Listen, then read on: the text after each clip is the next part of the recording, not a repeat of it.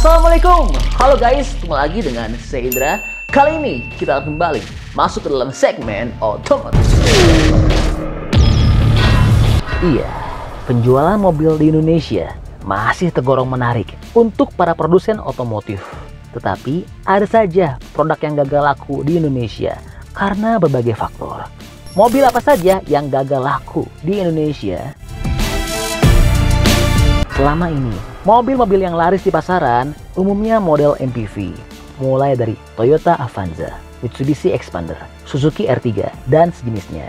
Namun, di balik mobil laris tersebut, ada beberapa mobil dari pabrikan ternama yang gagal laku. Padahal, mobil ini nggak kalah menarik, baik dari sisi rasa berkendara maupun fitur yang berlimpah. Pertama, Daihatsu Sirion. Sebagai city car andalan Daihatsu, Sirion terakhir kali dijual hanya ada satu varian dengan harga berkisar 200 jutaan. 2 tahun lalu, hatchback ini mendapat penyegaran dari sisi eksterior dan fitur hiburan. Tampilannya lebih keren dengan tambahan aero kita di depan dan di samping. Mobil yang menyasar jiwa muda ini juga mempunyai fitur hiburan yang mumpuni, seperti layar sentuh sebesar 7 inci yang sudah memiliki fitur mirror link, cukup sambungkan dengan smartphone, maka bisa menikmati musik dari gadget selama perjalanan. Mesin yang digunakan juga paling bertenaga dibanding rival kelasnya, berkapasitas 1329 cc dengan teknologi VVT-i membuatnya mampu mengeluarkan tenaga maksimum 93,7 PS, sementara torsi puncaknya mencapai 119 Nm. Sayangnya, Daihatsu Sirion gagal laku karena beberapa faktor. Salah satunya ialah belum diproduksi di Indonesia, melainkan masih diimpor dari Malaysia. Ditambah, fitur-fitur yang ada di Indonesia banyak dipangkas dibandingkan versi negara tetangga tersebut. Harganya pun kalah saing dengan para rivalnya. Berikutnya, Toyota Etios Falco.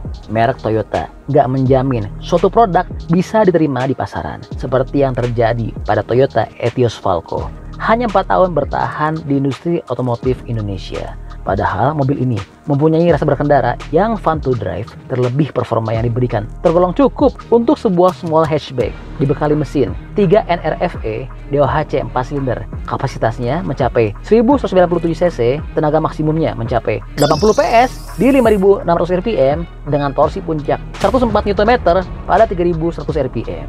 Setidaknya ada 2 alasan mengapa Toyota Etios Falco gagal laku. Pertama ialah desain interior yang aneh, seperti meter cluster yang terletak di tengah dashboard. Meski ini baik untuk visitabilitas pengemudi, tetapi secara penampilan bukan banyak selera orang. Ditambah letak kisi-kisi AC yang ditumpuk sebelah kiri head unit membuatnya terlihat aneh.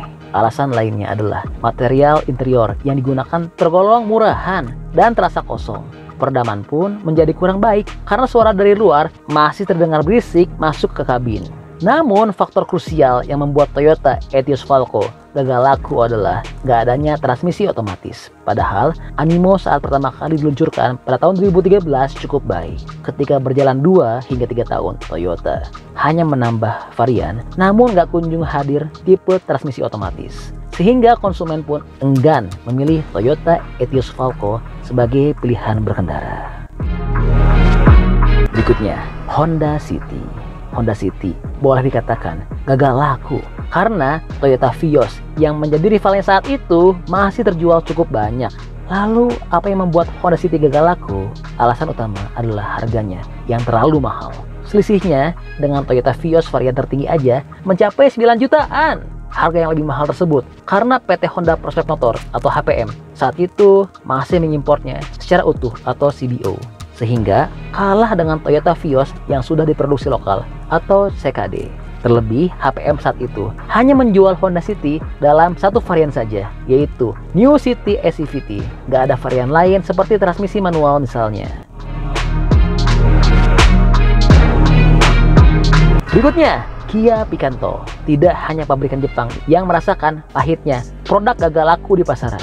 Kia Picanto, besutan produsen asal Korea Selatan ini juga gagal laku di Indonesia. Padahal sebagai sebuah city car cukup mumpuni dan kompetitif di atas kertas. Namun ada beberapa kelemahan yang membuatnya kalah bersaing dengan para rivalnya. seperti head unit yang masih single DIN, sementara para rivalnya sudah ada yang layar sentuh atau minimal 2 DIN, sehingga terasa kuno Kia Picanto ini. beberapa konsumen juga mengeluhkan peredaman kabin yang kurang senyap, khususnya pada bagian ban yang masih terdengar berisik ketika berjalan kencang membuat kenyamanan berkurang. Hal terakhir yang juga menjadi kendala Kia Picanto gagal laku adalah pedal kopling yang terasa keras. Dengan transmisi manual yang sama dengan rivalnya, pedal kopling Kia Picanto tergolong keras. Berikutnya, Hyundai i10. Dahulu, pabrikan banyak berharap saat menjual produk city car. Salah satunya adalah Hyundai i10 yang diekspektasikan bisa menjadi senjata ampuh untuk meningkatkan penjualan mereka.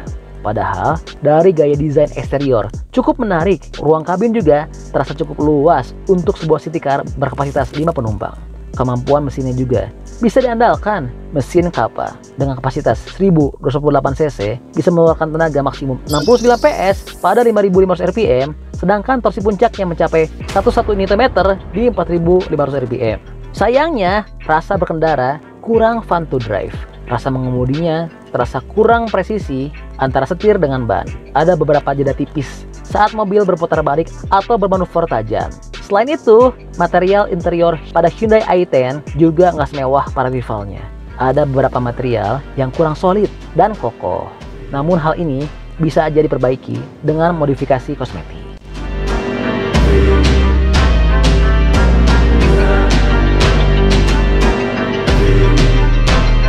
Oke, jadi itu adalah info update untuk mobil yang gagal laku dijual di Indonesia.